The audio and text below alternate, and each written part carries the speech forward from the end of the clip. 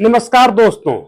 ज्योति पे सितम, सीमा पे करम, ऐ जाने वफा ये जुल्म न कर। पाकिस्तान से एक सीमा हैदर हिंदुस्तान आई। सचिन से शादी करके वो सीमा सचिन बन गई।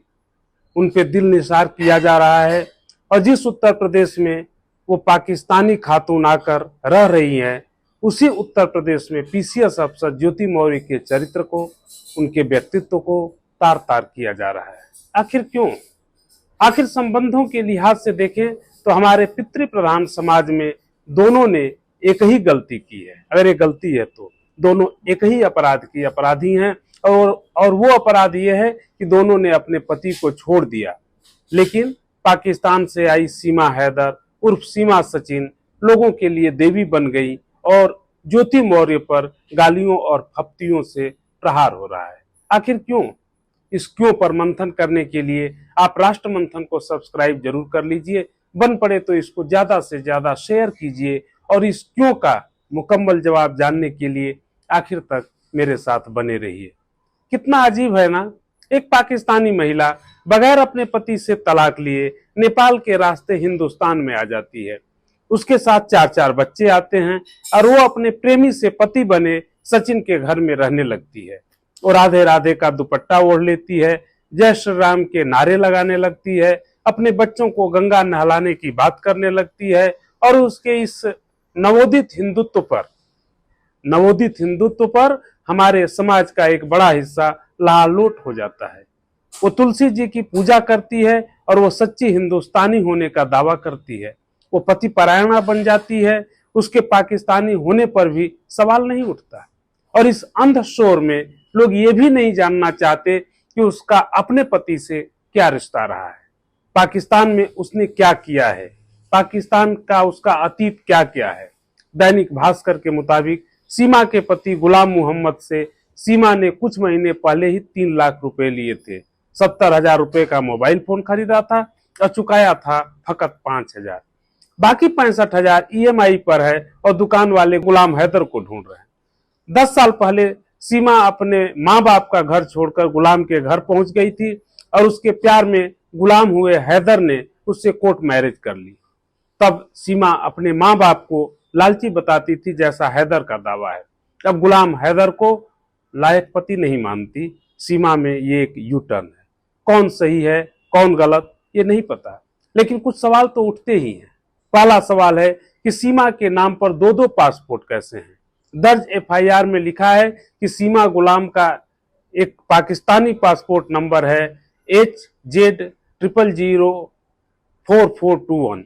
इस पर डिटेल दर्ज है कि सीमा गुलाम हैदर, पत्नी गुलाम हैदर, जन्म तिथि 1 जनवरी 2002 और पता लिखा है खैरपुर पाकिस्तान। वहीं दूसरे पाकिस्तानी पासपोर्ट का नंबर है HZ000442। इसमें नाम, पता, जन्म तिथि सब वही है। तो सवाल है कि एक ही शख्स के 2-2 पासपोर्ट कैसे हो सकते हैं? और ये बात कोई हवा में नहीं है, बल्कि पुलिस की बनाई एफआईआर में ये सब कुछ दर्ज है, जो पुलिस को बरामद हुआ, जो प्राप्त हुआ। दूसरा सवाल इसी पासपोर्ट से निकलता है कि सीमा की उम्र 27 साल यूं बताई जा रही थी, तो फिर पासपोर्ट पर वो 21 साल की कैसे है? क्या जैसे 2 पासपोर्ट सवालों के घेरे में है, उसी तरह सीमा की असली पहचान भी सवालों के घेरे में नहीं है? तीसरा सवाल है कि सीमा को 4-5 मोबाइल की जरूरत क्यों पड़ गई, जैसा कि एफआईआर में ही दर्ज है। चौथा सवाल है कि पाकिस्तान से शारजा, शारजा से नेपाल, नेपाल से भारत, और वो भी गलत तरीके से एंट्री, क्या अपने में ये मामला अवैध घुसपैठ का नहीं बन जाता है? पांचवा सवाल है कि नेपाल के रास्ते हिंदुस्तान में वो मई में आ गई और 2 महीने तक बड़े आराम से रह रही थी। तो सवाल हमारे सीमा के सुरक्षा बलों का, इस सीमा की नहीं, उन पर भी है और खुफिया एजेंसियों पर भी है और इन पर और सीमा हैदर पर भी है कि वो गुपचुप तरीके से कैसे 2 महीने तक रही। छठा सवाल है कि सीमा हैदर का अपने पति से कोई तलाक नहीं हुआ है। सीमा कह रही है कि जुबानी तलाक हुआ है, लेकिन पाकिस्तान में ऐसा होता होगा तो होता होगा, लेकिन भारत में जुबानी तलाक का कोई मतलब नहीं है। फिर सीमा हैदर ये तर्क दे रही हैं कि 6 महीने तक पति से संबंध ना हो तो ऐसे ही वो तलाक हो जाता है। सातवां सवाल है कि अब तक मुस्लिम रही सीमा हैदर को नमाज से कुरान तक की कोई जानकारी क्यों नहीं है? तमाम मीडिया चैनलों ने उनसे पूछा और वो इसका जवाब नहीं दे पाई। और 8वां सवाल है कि ये सीमा हैदर पंजाब के सिंध प्रांत का होकर भी धारा प्रवाह हिंदी कैसे बोलती हैं और कैसे पाकिस्तानी होकर भी उनके बोलने में उर्दू शब्द बिल्कुल नहीं आता।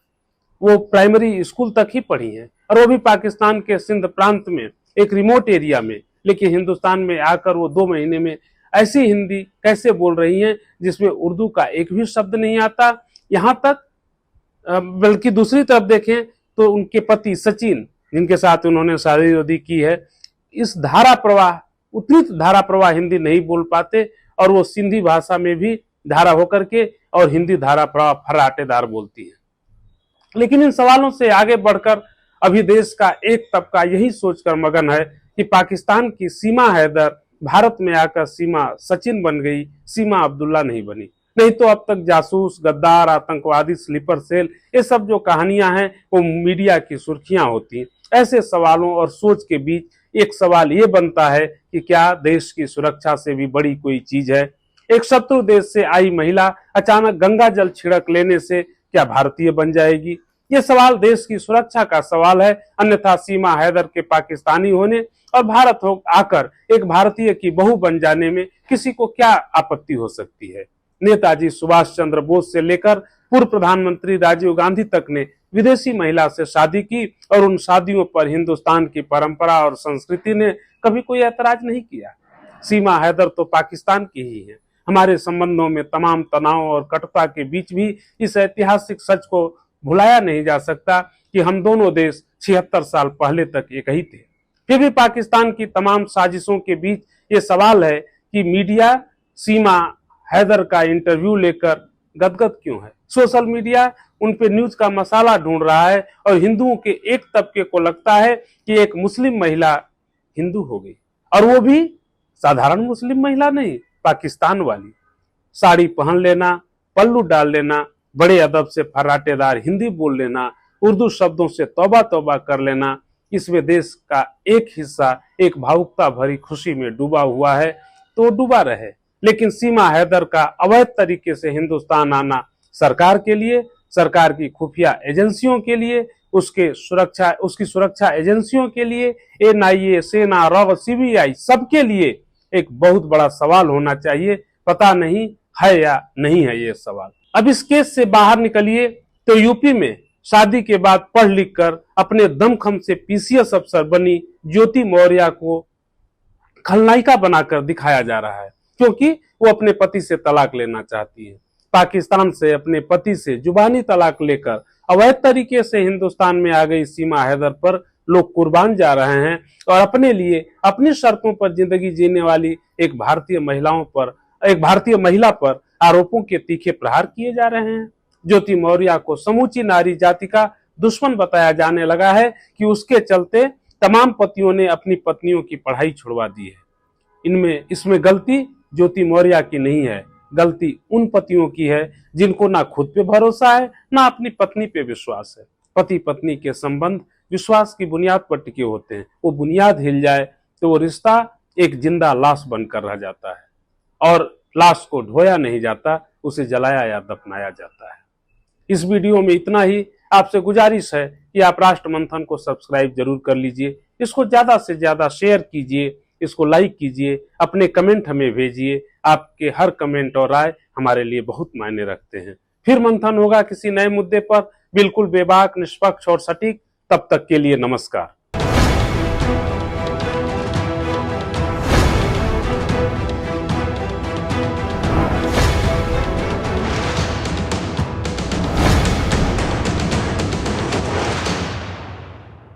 सत्य हिंदी का ऐप डाउनलोड करें गूगल प्ले स्टोर पर।